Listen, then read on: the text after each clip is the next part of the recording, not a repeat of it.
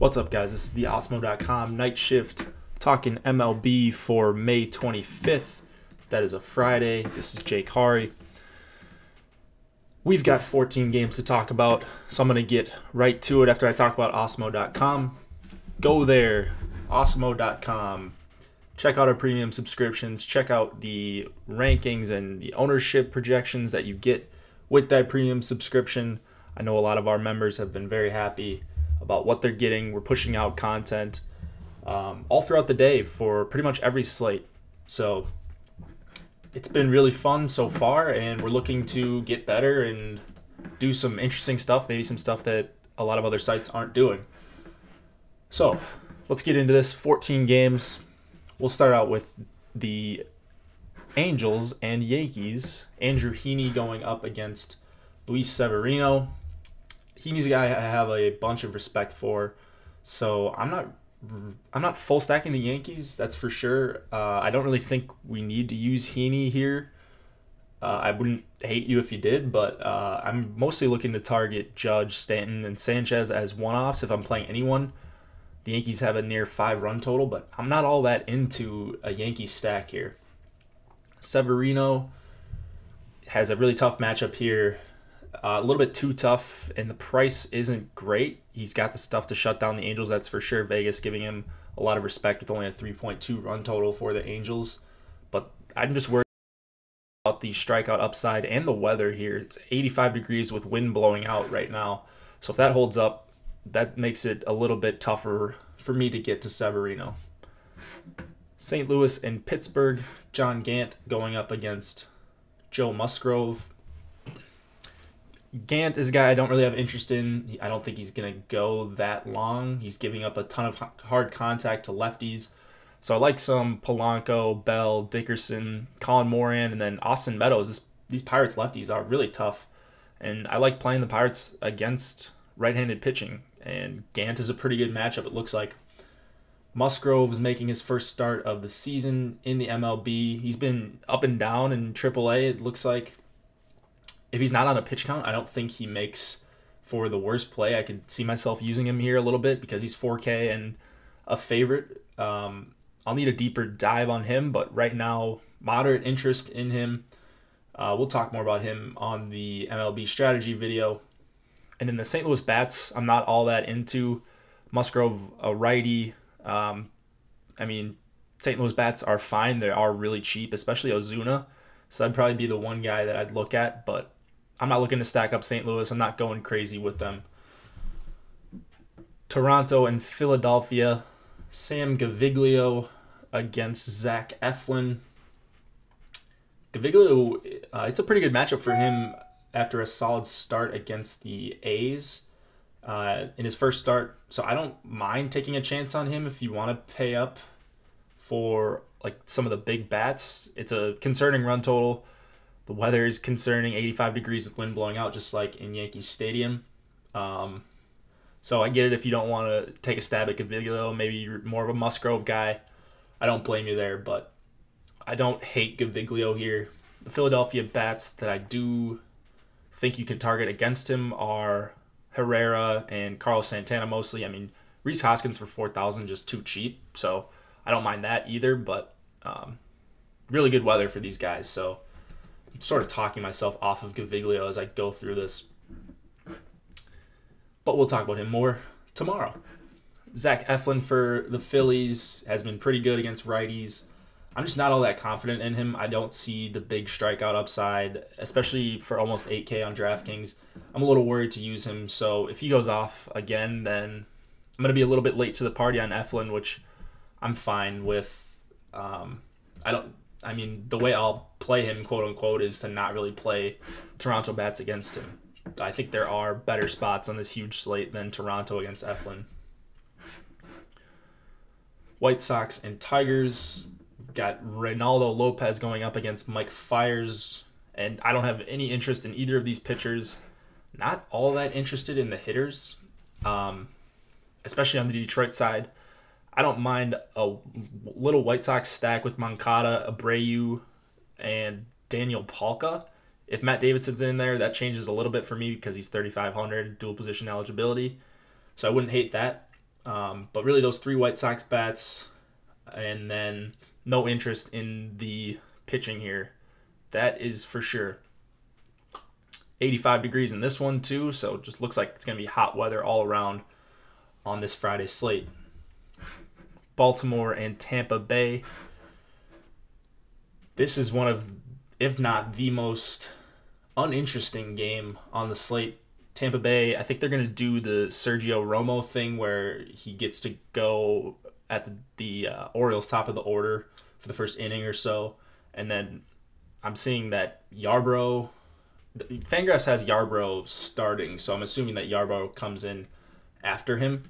Yarbrough, a lefty, so I don't mind Machado and Scope, but mostly Machado here. And then really just not liking anything on either side of the game. David Hess going for the Orioles. But really, who are you going to target on the Rays? They're just such an underwhelming team, especially against a righty. You can't even, I don't have much confidence in playing CJ Cron or Wilson Ramos against a righty on a huge slate. So I'm probably just off this game in general outside of Machado. Atlanta and Boston, Julio Teheran against Eduardo Rodriguez. You know my take on the Red Sox. If you listen to me, especially against righties, and the numbers support that they're a really, really tough matchup against righties. So I'm not playing Teheran here. He is really good against righties. If it was a smaller slate, maybe you could get crazy and play him. But another game where the wind's blowing out, 82 degrees in Fenway. I don't mind a Boston stack at all here. It's just a great hitting environment and a great hitting team. So 1 through 6 is really what I'm looking at. And Mookie Betts, if you want to play him now for the next month, I would have no problem playing him against pretty much whoever. So I don't even really think we need to talk about him or JD or Bogarts. They're all awesome plays almost every slate, it seems like. I'm not using Erod against the Braves. This is a hitter's game for me. I like that the Braves have a low total because I think I'm looking forward to targeting a couple bats against Eduardo Rodriguez, specifically Acuna, and then Kurt Suzuki if he's in the lineup for 3,200. I like that price. Ozzie Albies, Freddie Freeman. I can get to a 4-man Brave stack pretty easily here, and it should be somewhat low owned. Washington, Miami. This is where we've got the Nats onslaught with Max Scherzer. Going for the Nats, he's 14,000 versus Jose Urena. Scherzer's probably the best option on the board. The price shows that. I want to have the salary to get up to him. I don't know if I will, but if you can pay up for Scherzer, if you're going with Musgrove or Gaviglio, if you're paying down at one of your pitcher spots and Scherzer fits, I would suggest to get him in here. He could have an enormous game here, and I'm expecting a huge outing out of him. It's just the price that's going to make it tough because I want to spend up 4 Coors tonight. Well, one side of Coors, I should say. Urena on the other side, I love lefties against him. So Bryce Harper right at the top of my list. Matt Adams for 4,000. His price has come down quite a bit. Juan Soto for 3,400. I love. So 3 Nats lefties, and then Anthony Rendon for 4,000, just a really good hitter. Urena is not elite against righties by any means, so I like the Nats a little bit as a stack here. Houston, Cleveland, Dallas Keuchel versus Corey Kluber. I don't really stack against Keuchel. He's just so good at limiting hard contact, and I'd rather take my chances elsewhere than the Indians. Very low total. And the bats that I want to use for Cleveland in general, especially against the lefty, Lindor, Ramirez, Encarnacion, they're not really all that cheap. And especially Lindor and Ramirez, both over 5K, so I don't really like that. I think there are more expensive bats that I like elsewhere. Kluber has been not as great as he was last year, but he's got a couple things going for him here. He's always really good against righties. Houston has a lot of them, especially at the top of the lineup. Their best hitters are from the right side, and he just went 7 innings, 10 Ks against them last week. Houston's probably a below average matchup. but this is a big discount for Kluber, so you don't need the Scherzer performance. A $3,200 discount from Scherzer to Kluber is something that I'm interested in. So I'll be on him. I'll have a bunch of shares of Kluber. I just can't pass up that price when I think he's still one of the best pitchers in the MLB. Kansas City and Texas. We've got Eric Skoglund going up against Mike Minor. Righties are crushing Skoglund, 46% hard contact, 92.4 mile an hour average exit velocity on the year. Lefties have been able to handle him as well, and that is reflected in the Texas total. 5.5 runs, great hitting weather. Once again, feels like every game has great hitting weather. I'm not really seeing a lot of rain either, which is nice. So it just looks like we could see some huge scores on both sites. The Texas bats that I like are Profar, Kiner Falefa. I don't mind Mazzara and Gallo. Both can hit for power against lefties, mostly Gallo, but this is one of those spots where I'm really missing Beltre and Andrews in the lineup, because if those two were in here, Rangers would probably be my favorite stack of the night. No interest in Minor. The Royals bats that I like are, well, actually, I love some Royals bats. Soler, Merrifield mostly, and then Salvador Perez if you need a catcher slot for 4,000. But Soler and Merrifield, 1-2, I love them both. Two guys that I will be very, very heavy on tomorrow. Mets, Brewers, Noah Syndergaard against Junior Guerra. Everything looks good for Syndergaard as far as advanced numbers, like the O-swing percentage, swinging strike rate, whiff rate. The problem is he just cannot hold runners to save his life. And the Brewers are an above-average strikeout matchup. It's not really going to matter if he doesn't allow guys to get on base, which is only the most obvious thing that has ever been said. But I think that's why people are shying away from playing him, or maybe, I don't know, maybe it's a fish play to play Syndergaard at 10-5, but I really, really don't think it is. Like, I love Syndergaard here. I'm hoping he's got the big K stuff that we've seen a couple times this year, but I am worried about Lorenzo Cain, Yelich, VR if he gets on. So it's definitely risky for Syndergaard. It's always risky when someone is that bad at holding on runners, but I'm going to take that risk tonight for 10-5. Junior Guerra going for the Brewers. I don't think he's really the craziest play. He's striking out more lefties than righties, and the Mets are chock full of lefties here with Conforto, Bruce, Adrian Gonzalez, Nimmo. As Drupal Cabrera, I just don't think you really need to get that cute. I'm sort of indifferent on Guerra. I'm indifferent on the Mets bats, not a team that I'm going to be targeting, and Guerra's not really a pitcher I'm going to be targeting for 6,600. Reds, Rockies. This is in Coors Field. Saul Romano in Coors. It's like a dream come true. He just can't miss any bats. He comes up as the worst pitcher on my model before you factor in matchup. Now in Coors, now going up against Blackman and Arenado, Cargo, Trevor Story, Desmond. I mean, anyone who's in the Colorado lineup's going to be in play for me. It's just way, way too good of a spot. I don't really need to talk specifics. Like Blackman, Arenado, they're all at the top of their respective positions. Romano is one of those guys I just love picking on. And Coors Field, he should get bounced pretty early here. John Gray going for the Rockies. There are times where I don't mind using him in Coors, and I like that he's priced down. So I don't really hate him here. In fact, I might talk myself into some Gray as the day goes on. He's 7,400 going up against the Reds. Not a very powerful offense. He has such good stuff that he can shut down most lineups, and most lineups in Coors.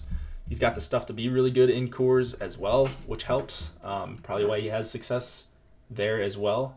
But I'm certainly not targeting bats heavy against Gray. I mean, I don't mind Votto just because he's such a good hitter, righty-lefty. Gray does struggle with some lefty power from time to time, but that's really about it. I'm not really on the red side of Coors Field tonight.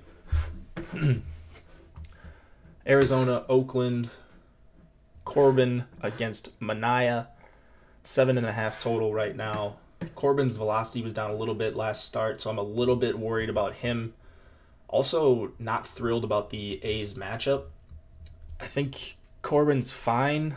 I don't think he's like gonna be put on the DL or anything, but he's not someone I'm going all in on for 9,700 on the road against the A's. This is probably a spot where a month ago I would be all over him, but he's just giving up a lot of hard hits to righties, so just overall not super thrilled about playing Corbin here. Matt Chapman is probably my favorite play to go up against Corbin. I don't think he's going to be like some great leverage play. I think Corbin's going to be pretty low owned. So Chapman, just someone that that I'm looking at as a fill-in for third base, and then maybe Jed Lowry for the same price, 4,100 on DraftKings. Sean Manaea for the A's. The strikeouts have kind of disappeared since those two great outings for Manaea earlier in the year. He's given up at least 3 earned runs in each of his last 4 starts, with a high of 5 strikeouts in that time. Swinging strike rate is down, but the matchup potentially could be very good here depending on what kind of lineup the Diamondbacks roll out. If they have Peralta and Jake Lamb and Descalso and Avila and Dyson in there, then I don't know how you really get away from considering Manaea. If for some reason they have a bunch of righties in there, then I'll probably be off Manaea or a lot colder on him than I am now. If I see this lineup with 5 lefties in there, then I'm going to have to consider him for 8,600. It's just too good of a price. His velocity looks okay to me, and he's a -130 favorite at home against a team that's been pretty awful as far as hitting goes. Minnesota and Seattle. Fernando Romero going up against James Paxton. Not really on many bats here. I like Romero as a pitcher, as a prospect. I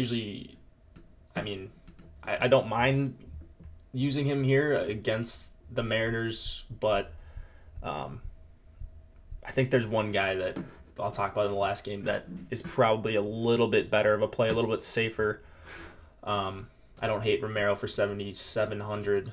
And then the Seattle bat that I would target against him with is Mitch Haniger or Nelson Cruz for 4,000 and 4,100. I didn't see Cruz in the lineup when I first looked through this, so Haniger and Cruz, that's about it. 7 run total here. Vegas respect for both pitchers, specifically Paxton. The Twins have a 3.1 run total. I love Paxton here. He's going to get a handful of Twins lefties, and the Twins grade out as one of the worst teams in the MLB against lefties from what I'm looking at. And Paxton 11.9, I think that people are going to go with Syndergaard. They're going to go with Kluber and some of the other big names for lower prices, and then Paxton may get left out of the bunch. So I like Paxton as a contrarian pay-up option. I think he's really good. I think he's going to have an awesome start here against the Twins, especially with Dozier not really hitting all that well on the year. I know he had a couple decent games lately, but still not the Brian Dozier lefty masher that we've seen for the past couple of years. So I like Paxton, even for 11.9. Sure, he's a bit overpriced, but as we've seen a couple times this year, he has got enormous upside, and the Twins aren't all that scary against lefties. Last game of the night, Padres and Dodgers. Clayton Richard going up against Ross Stripling. Richard struggles with righties. We sort of know that. You should know that by now. If you've been playing DFS all season or last season, it's got an under 20% K rate, 44% hard hit rate, over 90 mile an hour average exit velocity. The LA Bats, I like targeting them in theory, but they've just been so underwhelming this entire season. So if I'm targeting a couple of them, it's Justin Turner, Austin Barnes if he's batting somewhere in the top 5, and then Matt Kemp. I've got them as 2, 3, 4 right now. It is a good matchup for them against Richard. I could see each of them taking him deep. I'm probably not going to do more than mini stack against Richard, though. Ross Stripling against the Padres. I have no problem going to Stripling, and I actually shouldn't say I have no problem. I actually like Stripling tonight for 7,200. I've been worried about using him because he's a reliever and he's making the occasional start. But he threw 96 pitches in his last start against the Nationals. And that's good enough for me. 96 pitches. He's fully stretched out. That was 6 days ago. And yeah, he's not the greatest pitcher in the world. Like, I don't see a ton of whiffs or anything, but 7,200, a minus 200 favorite. I'm worried about him becoming chalk, and then that's going to put my interest down because I don't like playing chalk that doesn't really get a lot of strikeouts for pitching. I don't think he's got huge upside here, but it is a really good matchup against the Padres. So I've got the Padres as one of the best matchups in the MLB for right-handed pitching. Stripling coming off a really good start. He could roll through this lineup, go 5-6 innings, and maybe a K per inning. I'd be thrilled with that. Not really worried about the Padres crushing him here or anything of that nature. I just think Stripling is pretty safe. So yeah, got some interest in Ross Stripling. That's how we're gonna finish off the night shift. Hope you guys enjoyed it. Hope you got started on your research for Friday, May 25th. Enjoy the weekend. I will have another night shift out for the Saturday slate, and then Josh will cover the Monday slate. Get to osmo.com. Check out all of our premium subscriptions. You can check out the ownership projections, Osmo's rankings, videos from Osmo, interviews with Chris Spags and Osmo. A lot of good stuff for you guys. Good luck, and let's make some money on this Friday slate.